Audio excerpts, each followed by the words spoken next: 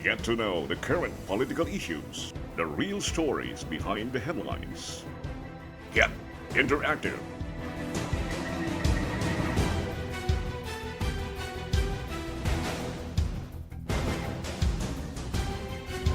My Politics with Art Barry.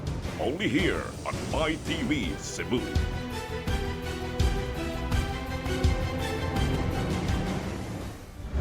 Once again, welcome to our weekly show, My Politics. This is your host, Art Barret. Our guest this evening is a good friend of mine, Dr. Rene Obra, a psychiatrist and physician, psychiatrist. At the same time, also a radio program handler and TV host.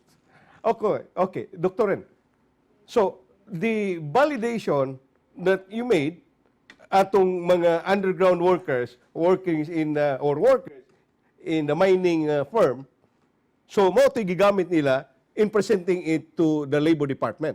Yeah, to their management that they can avail for sickness benefit claim. I just mentioned the place in Lutupan. He said, Doc, you know what? Our workplace is 200 feet below sea level. You can just imagine Lutupan is a mountain barangay. So before you can reach the sea level, or water level, you will have to be down already from the topmost part of the Mountain, no? Mountain. So it's quite very detrimental to their health, considering that they lack oxygen supply. I'm happy that the next time that they went to my clinic, they said they were able to receive the benefit claim. Do they have breathing apparatus when they go down deep in the tunnel, Doc? No, only the blower. Only the blower. Only they don't have oxygen. They don't have this tank. No. I also interacted with one of the engineers. I repeat, a close friend of mine. They said only blowers, and there is also the risk that they may be buried there alive. The tunnel will cave in. Yeah. And then they have also the so-called in the mountain barangays in the southern parts of Cebu, they call it ulong-ulong. The fire ba nga mo emanate. Yes. Underground. Yes. So that's has to be addressed by the company. And this is the relevance of this Mental Health Act to be integrated to the company policy and guidelines so that they can address this kind of problem.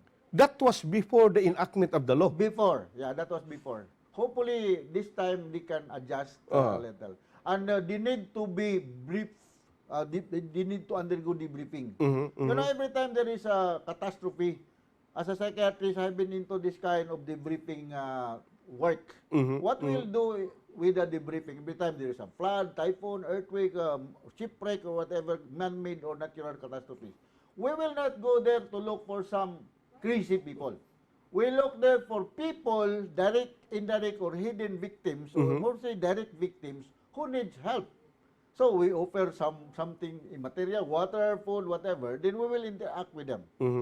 A good example, during that shipwreck in the... One way of conducting debriefing, as Dr. Yeah. Okay. Debriefing is just to make the victim feel that there are people who are concerned about their situation. Sympathizing with them, something like that. With them. So I had this woman who was very silent, did not participate in the sharing.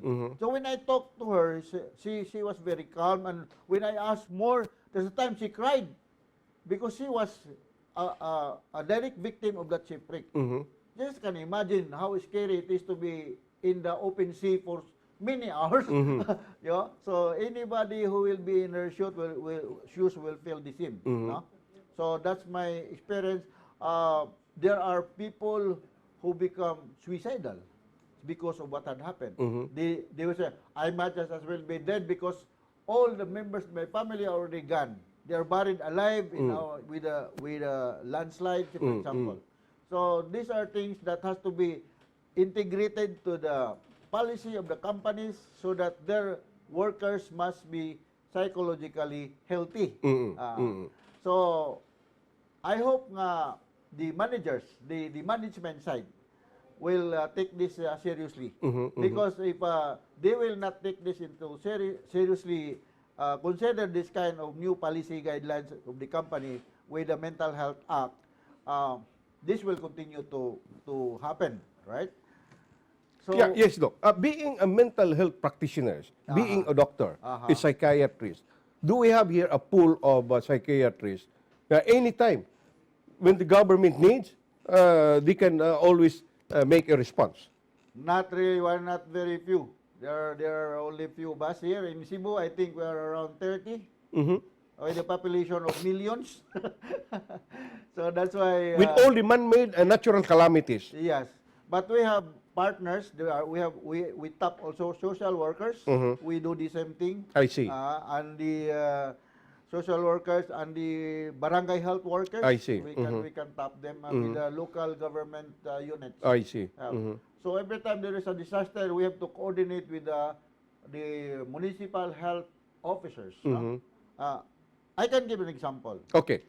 Many years back, I was in, example lang for those who are from Zamboanga, ma-reminded ko yan 1991 or 92. The Zamboanga Seeds. So, No. The Ipil massacre.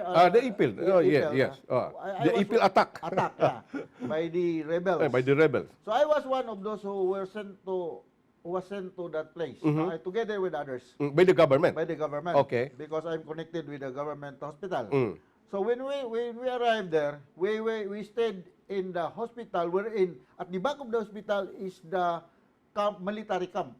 I said, if they will attack the military camp, we will be moving mga frontliners. Automatic, mga appeal. I can still remember that there were, I think, more than 58, or rather, to be exact, 58 who died because of that attack. There were thousands of people affected. And we coordinated with the municipal health officers. Some of them were affected also. Okay. And they called it post-traumatic stress disorder. You know what's post-traumatic stress disorder? This is a form of anxiety problem wherein the stressor is considered to be beyond normal human experience. Not the ordinary stress of traffic or whatever mga activities of daily living may encounter nato. But post-traumatic stress disorder, I repeat, is a form of anxiety wherein the nature of the severity of the stressor is beyond normal human experience, like near death. No? So, I can remember that one direct victim, and she said she was able to escape from the rebel group. Okay. But some of her companions were taken hostage. I see. That's how traumatic it is for her. So, these are nakitaan yun niya, gibihag. So we were doing some debriefing in that Ipil Zamboanga del Sur. I think today they are already under Sibugay. Under Zamboanga Sibugay. Yeah, regards to you there in Zamboanga del Sur, Molabi. Nakakay ko kaila sa Molabi, Art. Dugay ko nagdoktor diha. Mo ba? Dugay ko sa ila ka doktor lumapas nga hospital. Regards to you there, ako mga kailada sa Molabi sa Buga del Sur. It came into a province during the incumbency of then Congressman George Hopper, who was the father also of the new province of Zamboanga Sibugay. Siguro, oo. So, another example of traumatic incidents wherein we really need to intervene psychologists and psychiatrists, okay? I was invited or requested to attend to a military man in a military hospital here in Cebu, in Camp Lapu-Lapu. Okay. The reason why, because he was one of those who were ambushed by the rebels somewhere in Negros. And he pretended to be dead, otherwise he will be killed by the rebels. So he was brought to the hospital. Siya lang ang survived. You know what happened? Every time he can see somebody wearing a fatigue uniform, a military uniform, an M16 rifle, he will scream. He will shout.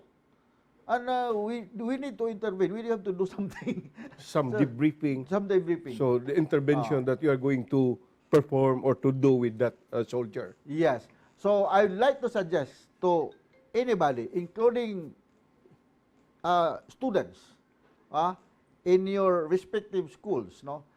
Most of these guidance counselors are psychologists. Most of these guidance counselors are psychologists. So if you are being bullied, and we have this physical, verbal, psychological, cyberbullying happening in our schools, do not hesitate to tell your teacher. And do not hesitate to approach your guidance counselor. They have been trained along this line to do something about this. I see. Yeah. Very important. Okay. Dr. Ren, fear and anxiety are two terms Yeah. na atong mga sagad padunggan.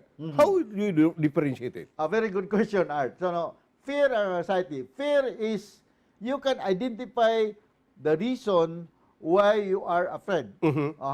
Like, hadlok yung ko anang dakong iro nga Doberman. Okay, okay. hadlok Okay. yung ko bitin. Hadlok yung ko anang lightning. So, makita. Makita ni mo ang Okay. rason Nga nun hadlok ka. anong mahadlok ka. Okay. But anxiety is vague. Why? Klaro. Nga basta kay anxious lang yun ka. I have a patient who said na every time some police patrol car with sirens na wangwang, mulabay sa ila, putago sa munagan siya. Why? Because he is a drug user. Okay. Okay. Murag ma-relate na di sa kasabot. Di sa kasabot ba? Mo kana, mo develop na niya. So how do we overcome? Yeah. So, in order to overcome this anxiety problem, we have two approaches. Flooding and systematic desensitization. Example, if you have a fear of height or anxiety of height, Okay. we call that acrophobia.